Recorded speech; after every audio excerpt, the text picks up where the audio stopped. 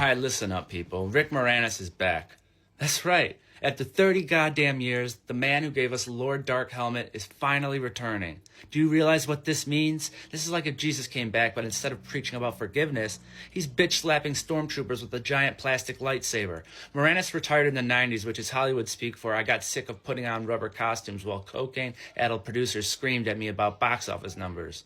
The dude walked away from millions. Meanwhile, Nicolas Cage never turned down a script. He's been in 147 movies this week. But Rick, nope, he said, fuck it, I'm raising my kids. Y'all can shove your Ghostbusters sequels up your proton packs. And now 2027 rolls around and Amazon is like, you know what we need? A 99-year-old Mel Brooks in a helmet so big NASA has to register it as a new moon. Mel's almost a century old. You know what that means? He's going to film all of his scenes sitting down, farting into the mic, and still be funnier than half the comedians that came out last year. And Bill Pullman's back too. You know him, the guy who gave the greatest fake presidential speech in human history. Independence Day speech. Legendary. But let's be real. Lone Star was peak Pullman. He was basically Han Solo if Han Solo worked at Jiffy Lube and smoked oregano, thinking it was weed. Daphne Zuniga's back as Princess Vespa. 40 years later, you think she's still rocking that giant space hairdryer helmet? Hell yeah, except for now it doubles as a Wi-Fi router. And George Weiner, Colonel Sanders. Poor bastard had to stand next to Dark Helmet while Rick Moranis kept slamming his balls in a console.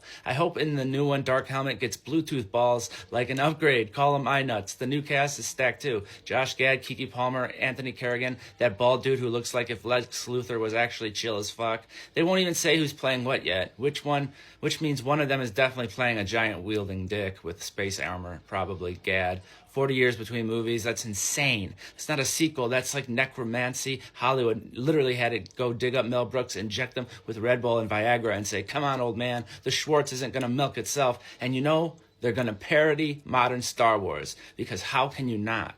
30 movies, 14 spin-offs, a Disney Plus show about a droid's hemorrhoids. Somewhere George Lucas is rolling in his money vault crying. But I wanted a Jar Jar to be in The Chosen One. The real question, though, is how do you parody something that's already parodies itself? Like The Rise of Skywalker hasn't a Star Wars movie. It was a fucking Mad Lib. I half expected them to say Ray Palpatine rides a giant slug to the moon of Taco Bell. But you know what? I don't care. I'm hyped because Spaceballs 2 is not just a sequel. It's Rick Moranis coming out of retirement to shove his space dick down Hollywood's throat and say, surprise, motherfuckers, the helmet still fits. And that is a wonderful thing. It's a beautiful thing.